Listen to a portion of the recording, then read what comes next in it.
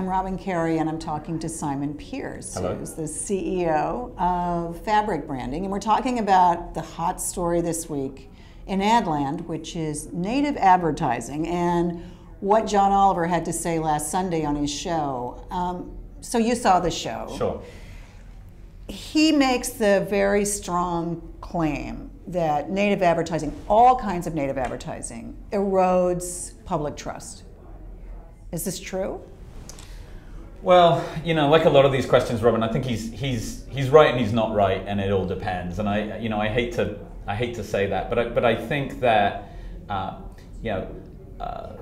like a lot of situations, there's a broad range of things going on under this big umbrella that we call native advertising, right? And I think some of them are kind of terrible, and John managed to pick the most terrible examples, indeed. And that's what makes his show entertaining. You know, if he picked examples of really great, clever, like non-deceptive native advertising, then his show wouldn't be funny and no one would tune in, and he wouldn't have had 1.5 million hits on YouTube.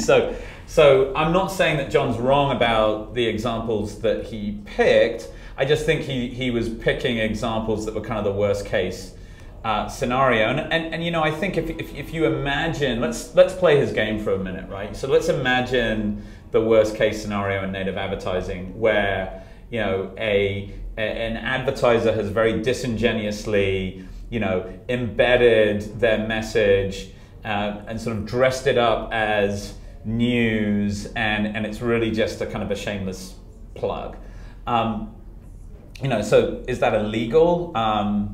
It's debatable, probably not illegal. Depending on the news organization or other media organization that's involved, I think it's questionable what that does for the long-term health of their brand, right? So if I'm the New York Times, and what was his example? Atlantic Monthly putting in a plug for Scientology. So if I'm, and making it look like news. So great example, right? Like if I'm Atlantic Monthly, I'm going to suffer a pretty rapid erosion of my brand. I'm kind of trading hard-won brand equity that I've been building up for years and years, and I'm trading it for a short-term, hit, and maybe, who knows, financially the right to stay alive a little bit longer. It's pretty clear to me that that's going to shake out pretty soon, because I think the brands, the news brands in particular, that make these trade-offs are going to get hit pretty hard by them, and they're going to have to decide if this is sustainable or not. I don't think it is. Well, one of the examples, of course, he used was BuzzFeed. Sure. What BuzzFeed, which rumor has it is out there raising $200 million because it's become so popular and such a hot property.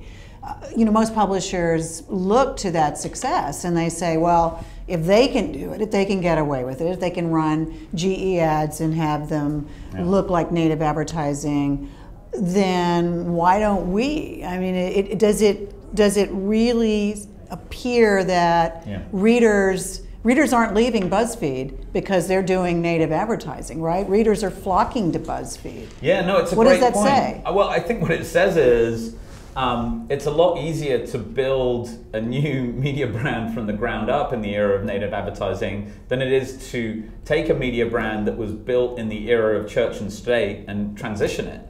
So I get the temptation, if I'm an old media brand, and particularly a news brand, to say, oh, look what BuzzFeed's doing over here, I've got to go and get me some of that. The problem is that no one who goes to BuzzFeed, I think, is under any illusion about what BuzzFeed is or isn't, right?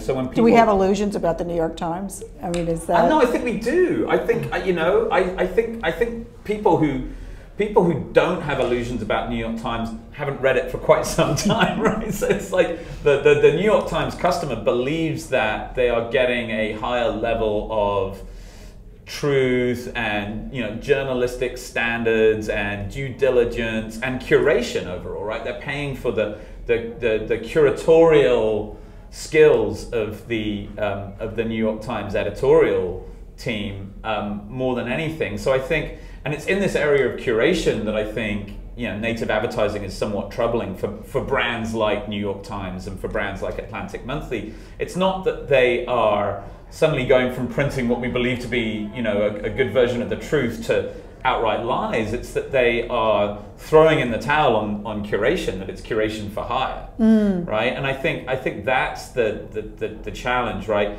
BuzzFeed has never pretended to be anything other than the sort of the hot flavor of the moment, whatever passes into my mind now passes out onto the site, a few minutes from now.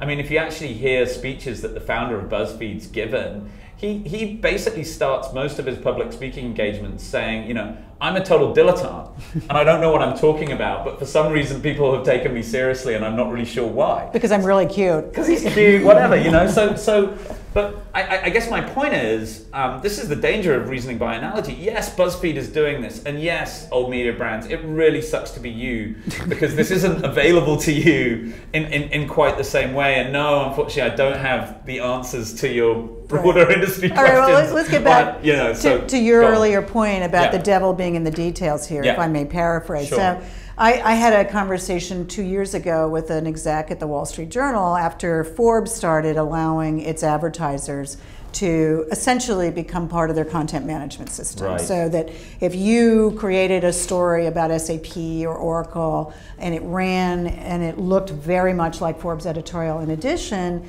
it was searchable, right? Yeah. Is that a bad thing? I mean, is it absolutely wrong to allow the advertiser to essentially be searchable and part of your CMS? I think a lot of this depends on our, definition of the word wrong, because I think there's two sorts of wrong that we need to explore here, right? There's the ethical wrong. Is this a deceptive practice, right? And that's clearly an issue in some of these cases. And I have to say that, for the long-term sake of both the publishing industry and the advertising industry, if they come down too hard on the side of throwing out ethics rules that they've been following in other areas of their business models for a very long time, I think they're going to be in trouble. Not today, not tomorrow, but I think a few years from now, there's going to be squandered trust there. So. And then I think there's the other sense of wrong, which is this wrong for your long-term business prospects?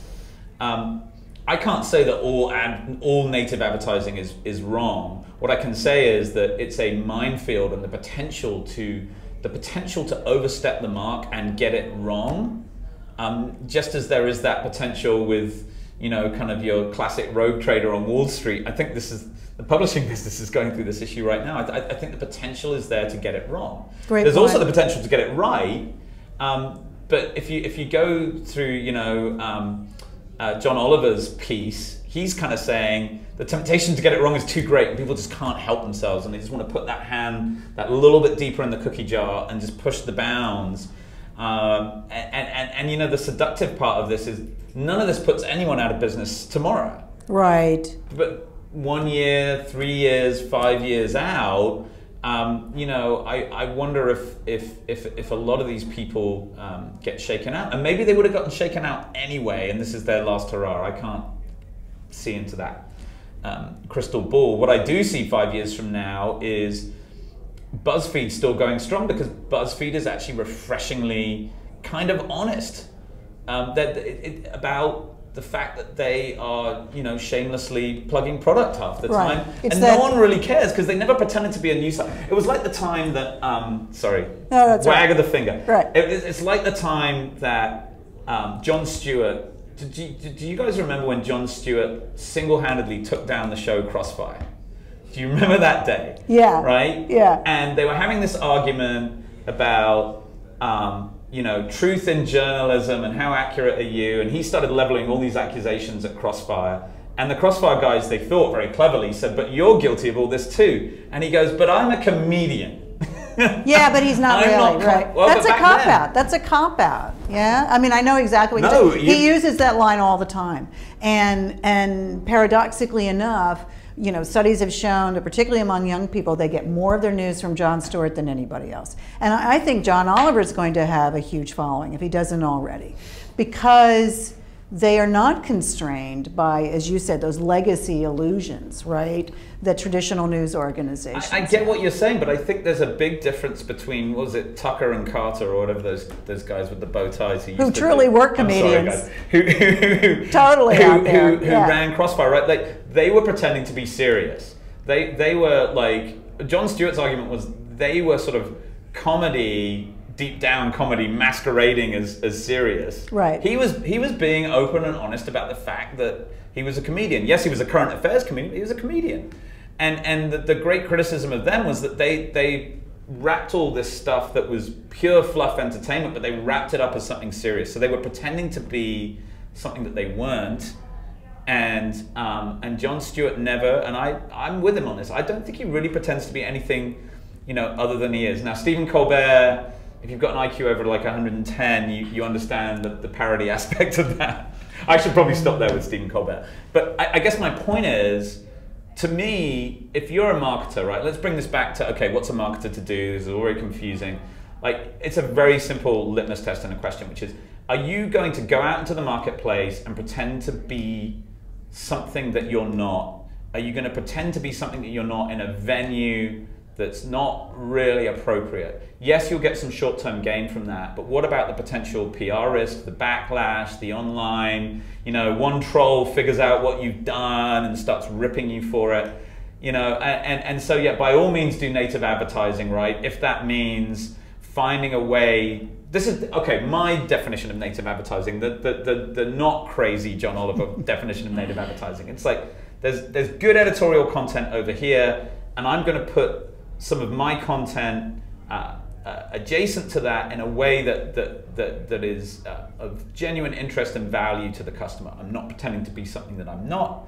I'm not an ad masquerading as a news story. I'm being really thoughtful about how I place my content and the tonality of my content, so that the reader, regardless of whether or not they end up buying my product, they look at that stuff and they're like, I'm glad I read that, just the same way I would have been glad if I'd read a news story. So it's all about context, you're saying. And so, it's like, all about context. To John Oliver's point, had they put that Scientology ad in the magazine for depressed young actors who can't get jobs, it would have been perfectly appropriate, right?